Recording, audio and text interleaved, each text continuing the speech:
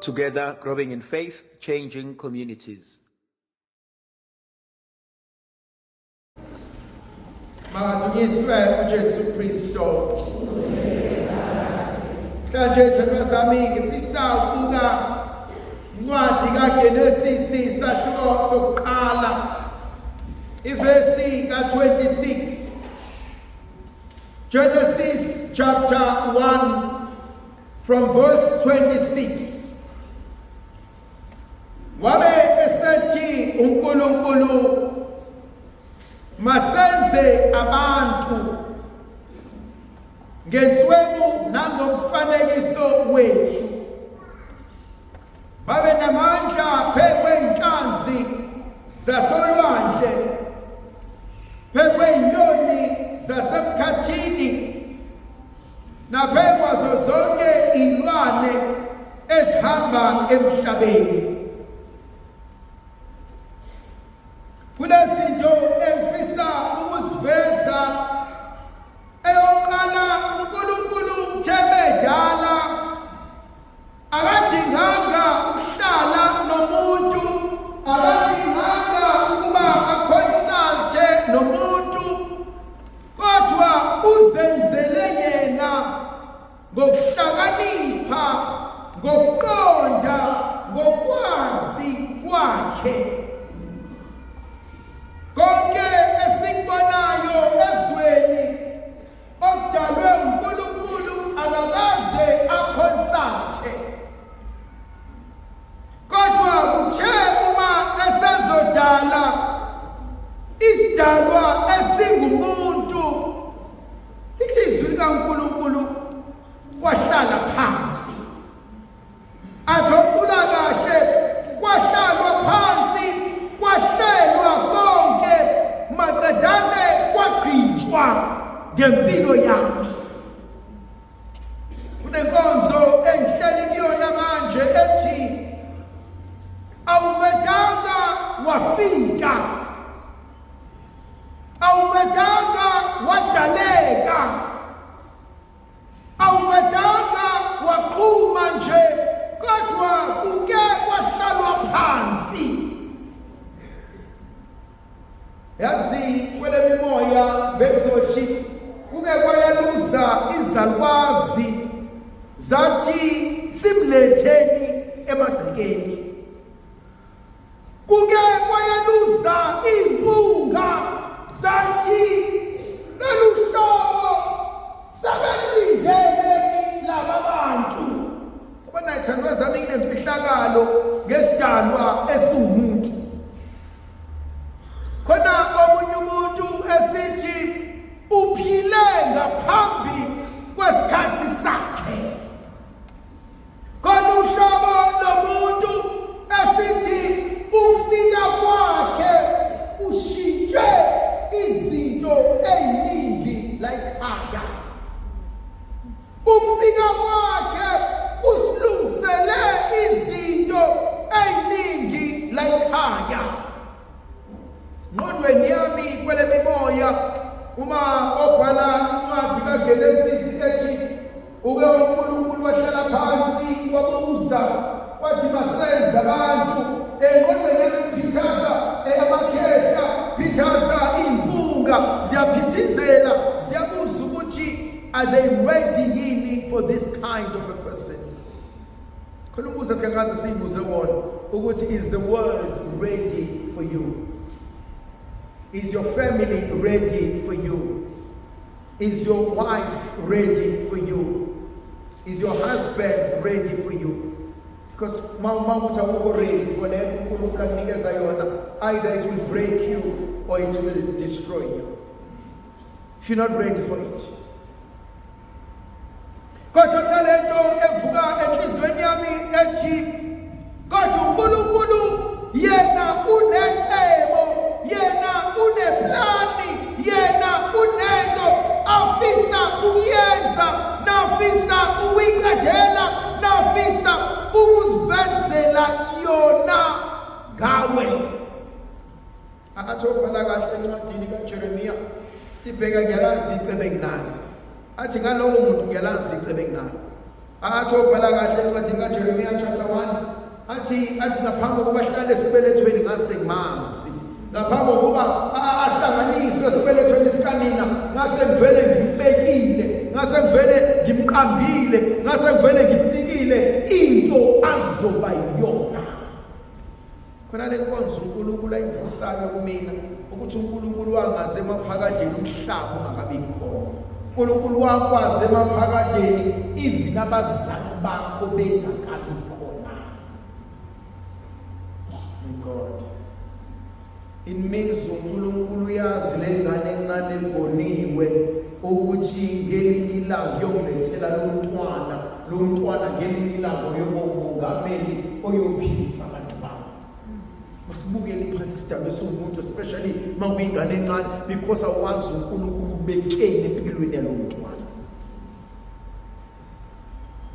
Khona la uNkulunkulu ayivusayo enhlizweni yami uma encwadini kaJobe 42 athi icebe nalo athanda kushintsha umuntu, athi icebo ebekulenzile akekho onamandla okushintsha.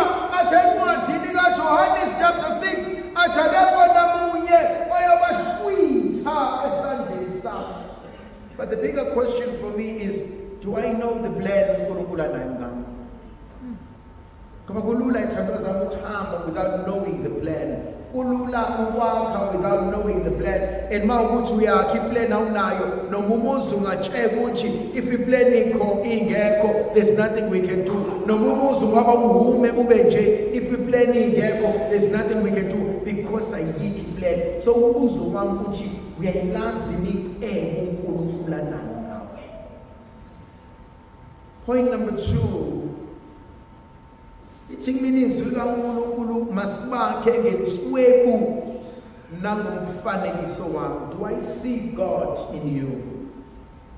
Ngiyakwazi ukubona ubuNkulunkulu wena. Yabona ithemba zami nabantu abashadile masebeza mina lezoshada bese sikhuluma ngama-vows, athi ngiyokuthanda ebuhleni nasebubini, athi ngiyokuthanda usizini nasebujabuleni, athi ngiyokuthanda kukuhle noma kukubi. And babavuma njalo bathi yes, bese kimina, but you don't really understand what you're talking about. Yabona khona omunye umuntu othi mumbuzo ukuthi indaba umthando usibanibani, athi ngiyamthanda usibanibani ono 6-pack. Thando zami 6-pack is okay now. Omunye umuntu athi ngiyamthanda usibanibani because unomzimba alright. Thando zami umzimba wemodel will one day become inxiliba yesalwazi. Ubobuka umuntu onama-tattoos ave mahle ama-tattoos mawukuthi umzimba usahlangene kodwa ekugugeni kwakhe ama-tattoos asixoxele esinye isitory.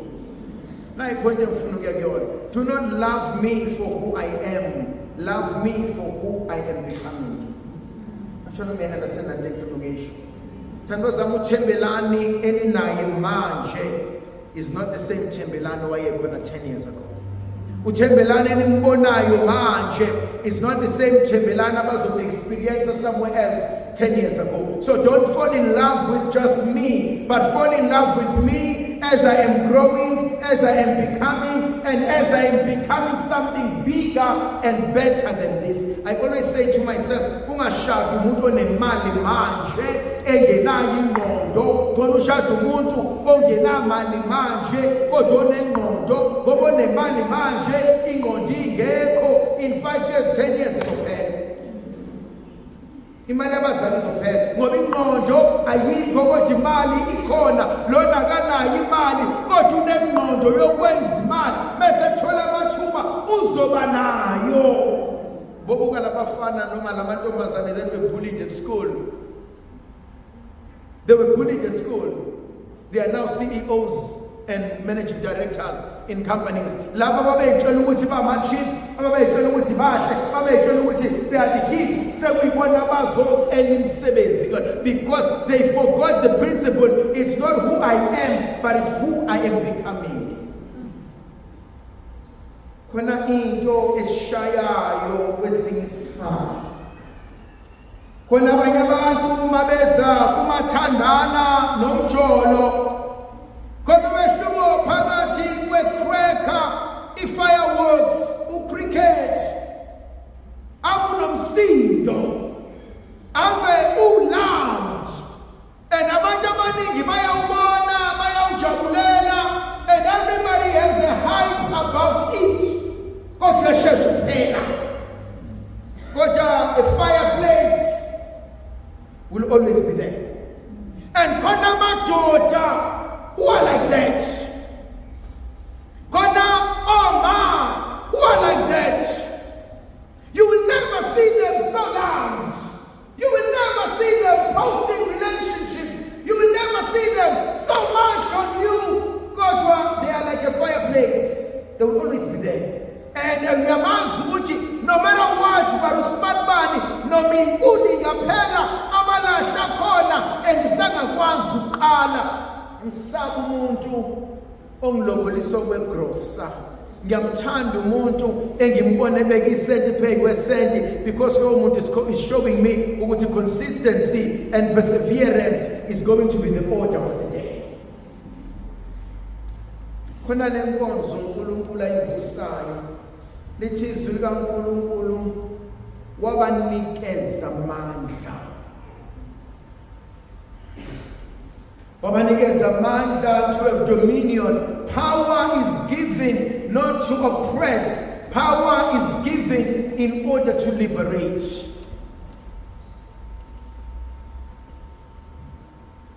Has umshado wami become ijele noma a place of great love? Abantu abathi I'm happily married ngiyabonga uNkulunkulu ngesimo angiphasona. Abantu abama relationships athi I'm happy with this person and ngiyabonga uNkulunkulu ngesimo angiphasona.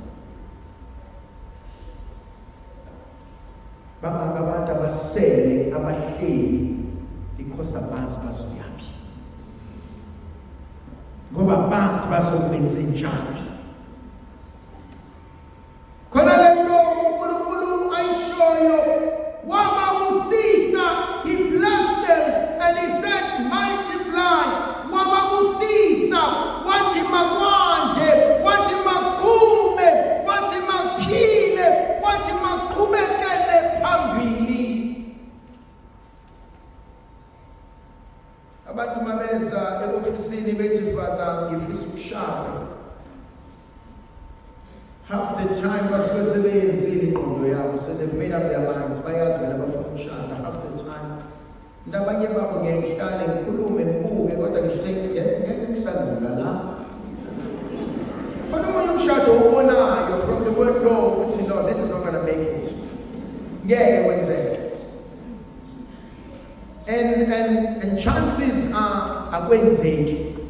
It's not because usuke ukela kabi lo mshado, because usukufaka amafutha namanzi. They are incompatible. There's something very important in life. You must be compatible. Ungamshada umuntu because usumzalele ingane. Ungamshada umuntu because enjoy isikhathi eside. Uzoba frustrated. Futhi ungamshada umuntu because uyamthanda. Love will die. Yaphela uthando emshadweni. Thando zami nabantu abaningi basemshadweni uthando kade laphela. Love dies. You need a commitment. You need something bigger than uthando. You need something bigger than our feelings. You need something bigger than our emotions. You need something bigger than just. Hence I always say to that person, are you choosing umshado now? Athi umuntu yes. Bese ngithi mina, are you choosing ushade nalo? Athi yes. That's a choice you must make. Ngoba ngiyafuna umshado kodwa not nalo. Ngiyafuna ukuba nemoto kodwa nami ngisafundela. It's not necessarily zothenga le. Same relationships, uthola omunye umuntu bethi ayisefuna ukumshada. Why? Because uma nobaba usemdala, because uma akekho umkadala. Then umshadi lo muntu ufuna usisi ozosebenza ekhaya kaDinyo.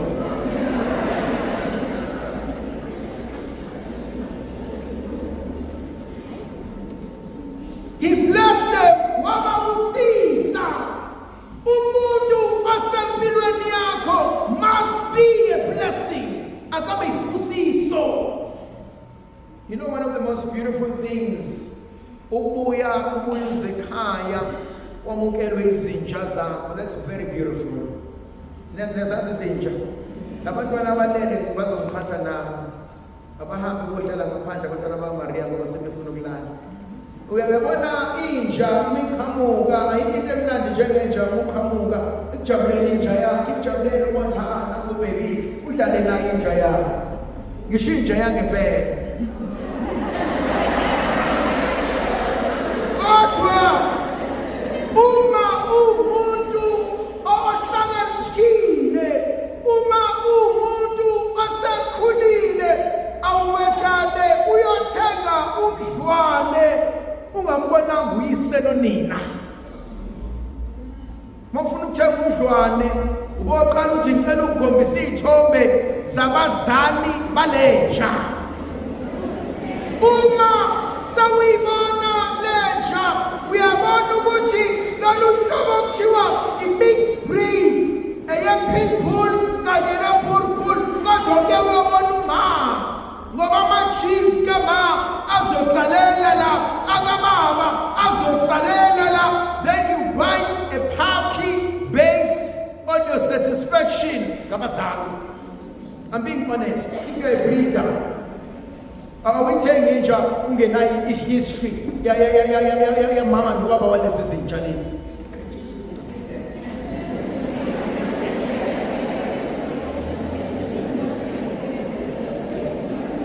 Ngisakhuluma ngenja mina. Kodwa-ke ngoba seniletha kubantu